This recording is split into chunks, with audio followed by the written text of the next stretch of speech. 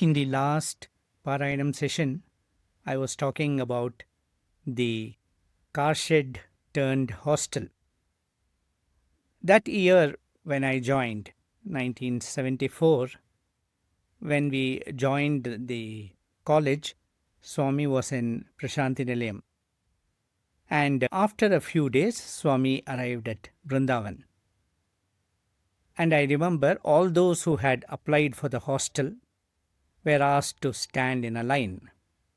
And we stood in a line, and as Swami came from the gate so towards us, behind him we found the warden having a pad. And Swami would ask us as he passed us, go to the right, go to the right, go to the right. And we would form a line on the other side, whoever was selected.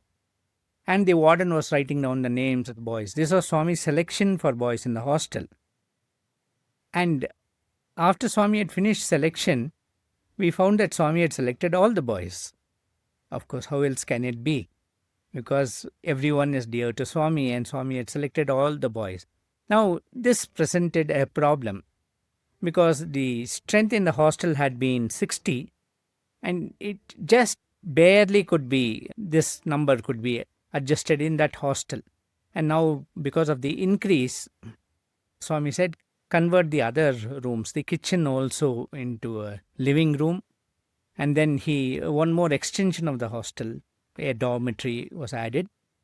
And Swami said, you can all have your dining sessions in the dining hall downstairs in the bungalow. Swami's dining hall had been shifted upstairs, and so he said all of us could have our dining session downstairs in that old bungalow. I remember a very beautiful incident which happened on the very first Sunday.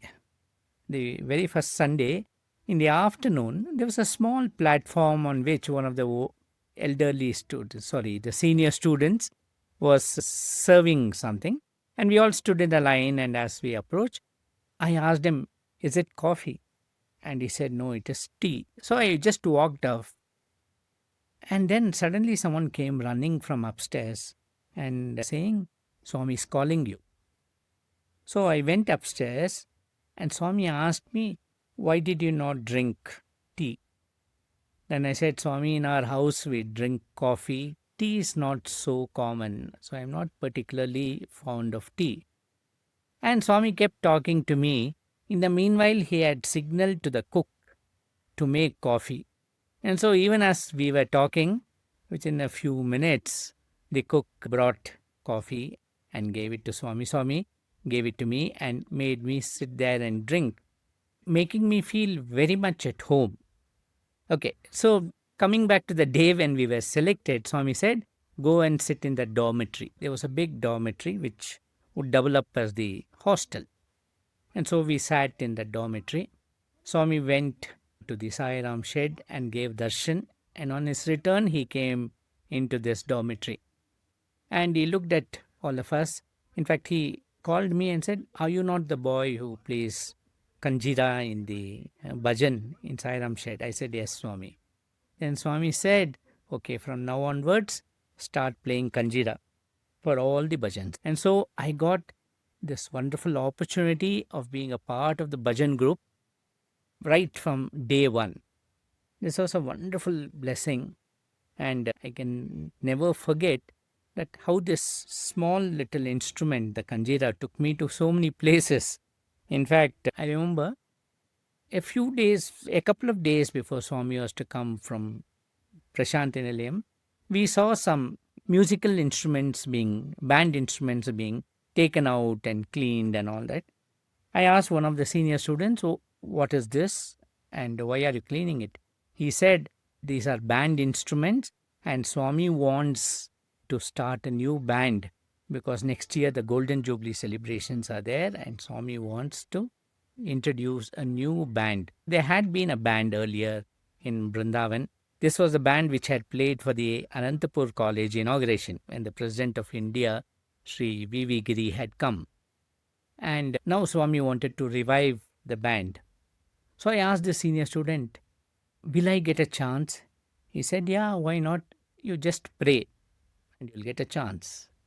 So Swami arrived in Brindavan and the selection was done and we were asked to join. The next day itself we joined, and then remember on the very first day after lunch, Swami gave us a special lunch that day. He ate with us and then he took Polaroid photograph with all of us. This was the first photograph I had with Swami as a Brindavan student. So I got the chance to play Kanjira. And a couple of days later, early in the morning, I was having bath when someone came and knocked on the door and said, "Hey, Swami's calling you." I did not believe it. He said, "No, Swami really called." He asked, "Where is that boy from Alsur?"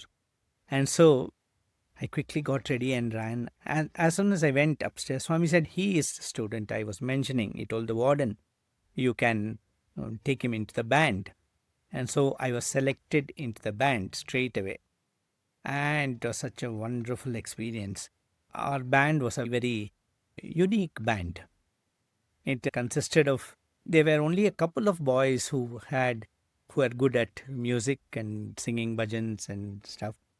The rest of the boys had no training in music or something. And so we were very excited. And I remember the band practice started on a Monday, and the band boys, they were boys who had to blow on the trumpet to get some semblance of a sound out of the band. It took them 2 days. And they became so tired that band boys would have breakfast twice. They would have one breakfast at 6:30, 6:15 something, and after the practice, another one at 8:30. That's how it used to be. And we were all safely packed off to the other side of the bungalow where there was no human habitation at that time. And Swami felt, I think, it is safer for humankind that we blow our trumpets in that wilderness.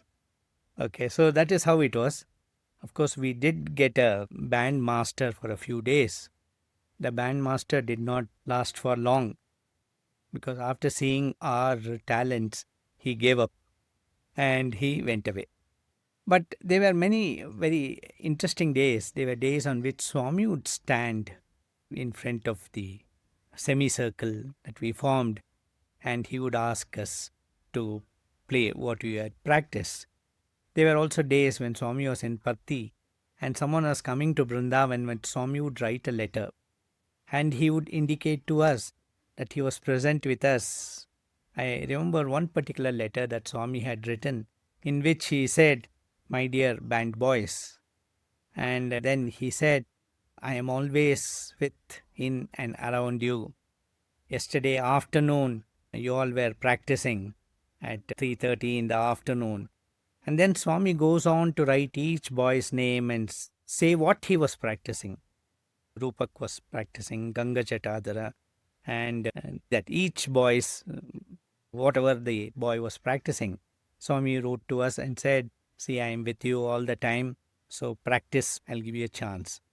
And then when Swami came to Brindavan, in those days, Swami used to go to Patti and come to Brindavan very often.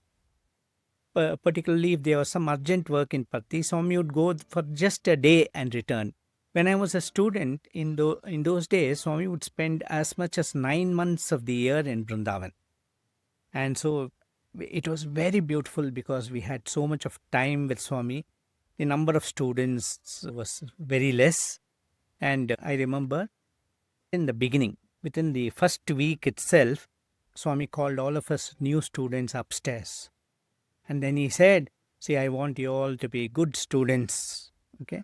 And if you study well and your behavior is good, then I will select you for a drama." And Swami went to Patti. He returned to Brindavan and he selected some boys. Swami wanted to put up a drama, Pandava Vijayam. This play, Pandava Vijayam, was written by Swami and he trained the students to put it up for Dasara in Prashanti Nilayam.